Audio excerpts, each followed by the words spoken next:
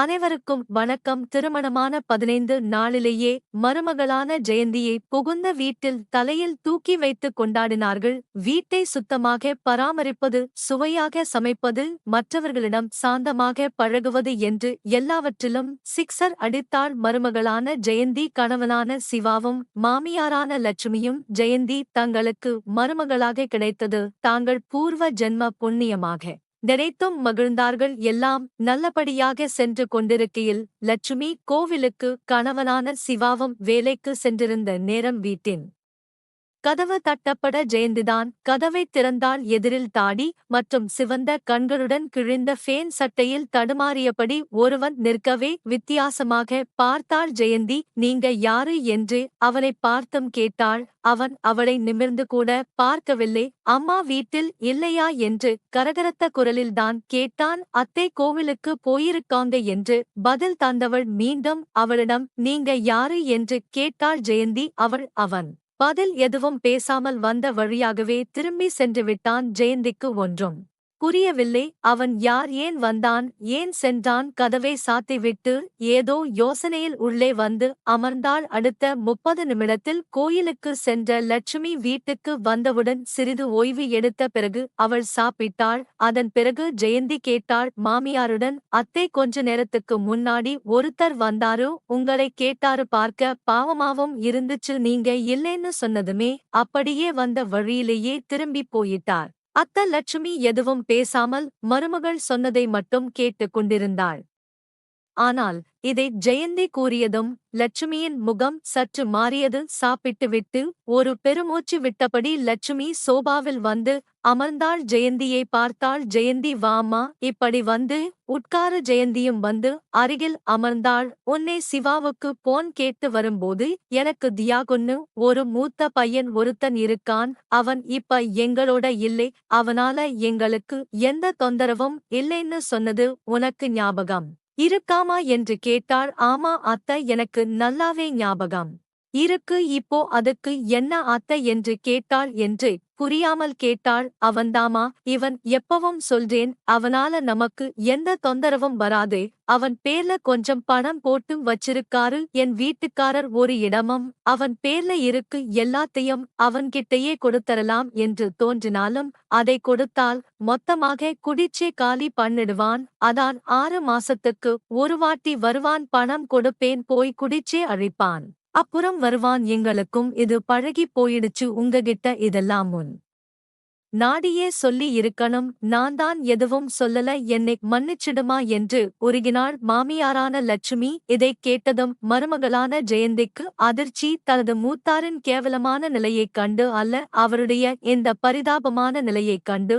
எதுக்கு அத்தை மன்னிப்பு கேட்டுக்கிட்டு அவர் எங்க அத்தை இருக்காரு என்று கேட்டாள். 4 தெரு தள்ளுதாமா ஒரு ஓட்டு வீட்டில் குடியிருக்கான். எங்க கல்யாணத்துக்கு அவருக்கு நீங்க சொன்னீங்களா என்று கேட்டாள். மருமகன் மகளான ஜெயந்தி, இல்லம்மா, ஆனா அவனுக்குதான் தம்பிக்கு கால் யானம் அப்படிங்கிற தகவல் தெரிஞ்சிருக்கும் என்று சொன்னாள். தினமும் சாப்பாட்டுக்கு என்னத்த பண்ணுவாரு என்று ஒரு ஆதங்கத்துடன் கேட்டாள். ஏதோ வெளியில கிடைக்கிறதை வாங்கி சாப்பிட்டுக்கிட்டு சாவை எதிர்பார்த்து காத்துக்கிட்டு இருக்கான் என்று சொல்லும்போதே தாயின் மனதிற்குள் வலி ஏற்பட்டு அது கண்ணீராக காட்டியும் கொடுத்தது ஜெயந்திக்கு.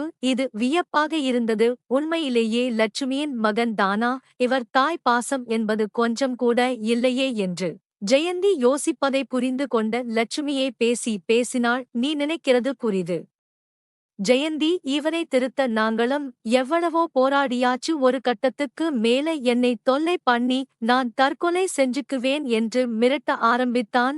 ஏதோ உயிரோடாவது இருக்கட்டுமேன்னு நான் கண்டிக்கிறது இல்லை. எனக்கு 2வது மகன் சிவா வாழ்க்கை முக்கியமாச்சே என்று லட்சுமியின் பேசில் உண்மையும் இருந்தது. அன்று இரவு சிவாவும் தன் அண்ணனான தியாகுவை பற்றி தெளிவாக கூறினான். காலேஜ்ல ஒரு பொண்ணை தீவிரமாக லவ் பண்ணான்.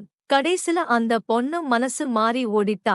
அதனால மனமுடிந்தவன் ஏரியில குதிச்சிட்டான். சில பேர் பார்த்ததால உடனே அவனை நாங்க காப்பாத்திட்டோம், படிக்கவும் இல்லை, மனசு பாதிக்கப்பட்டு ராத்திரியில கத்தவும் ஆரம்பிச்சான். அந்த கவலை எல்லாம் அப்படியே குடியா மாறிடுச்சு. அப்பாவும் தினமும் இவரை நினைச்சு மன உளைச்சல்ல இறந்துட்டாரு. எங்களால அவனை திருத்தவும் முடியல. ஒரு மறுவாழ்வு மையத்துல சேர்த்து விட்டோம். அங்க ஒருத்தரை அடிச்சிட்டு ஜெயிலுக்கு போய் வந்தான். இப்ப ஏதோ கடமைக்கு உயிரோட இருக்கான் என்று வேதனையுடன் அவனும் சொன்னான். மருமகனான ஜெயந்திக்கு இப்போதுதான் புரிந்தது, குடும்பத்தால் வேறு வழியின்றி கைவிடப்பட்டவன் தான் அவர். அவருக்காக யாரும் மிக மிக தீவிரமாக மீட்பு பணியில் இறங்கவில்லை என்பதும். எத்தனை வருஷமாக இந்த குடிப்பழக்கங்க என்று கேட்டார். 10 வருஷத்துக்கு மேல இருக்கும் என்று சிவாவும் சொன்னான். கூடவே நீ இதுல எதுவும் அலட்டிக்காத ஜெயந்தி என்று சிவா சொல்ல சிரித்தாள் ஜெயந்தி. இப்ப அவரும் எனக்கு உறவுதாங்க, அதை மாத்த முடியாதே. ஏதோ ஒரு யோசனையில் தூங்கியும் போனாள் ஜெயந்தி. சில நாட்கள் இப்படியே கழிந்தது. ஒரு நாள் காலை தியாகு தன் வீட்டுக் கதவை தட்டும் மோசை கேட்டு வெளியே வந்தான், ஒரு சின்ன அதிர்ச்சியுடன்.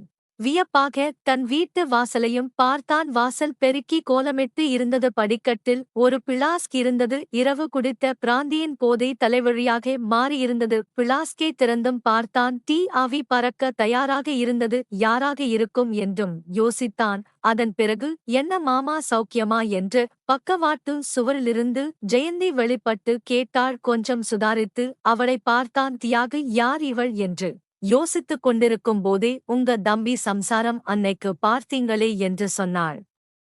உடனே தியாகு கோபத்தில் படபடத்தான்.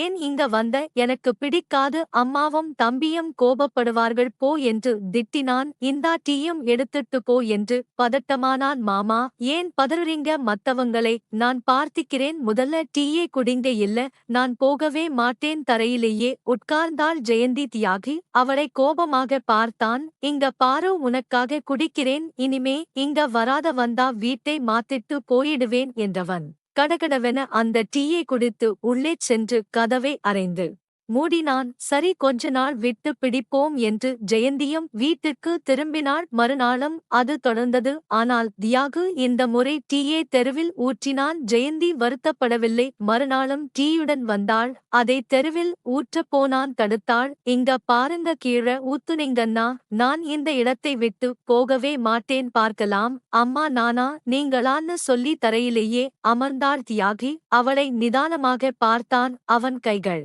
நடுங்கின. போங்க, சரக்கே குடிங்க, அப்பதான் ஸ்டெடியா இருப்பீங்க ஜெயந்தி சொல்ல.